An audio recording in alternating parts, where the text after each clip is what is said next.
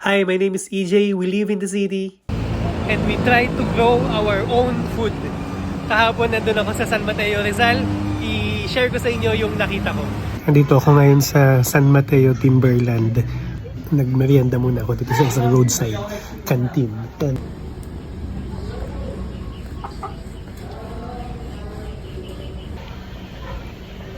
Yung pag-aalaga ng mga manok sa mga bakuran outside Metro Manila ay very common siya.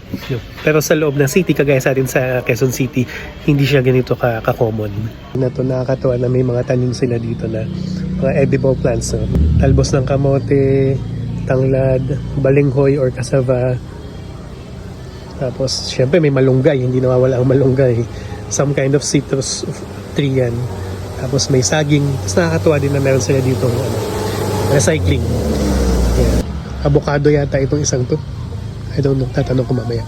Pag nakakita ko ng mga ganyan, nakakaingit, nakaka-inspire na gawin din yan doon sa aming backyard, doon sa Quezon City. Yun lang. Thank you for watching. Hanggang sa susunod. Bye!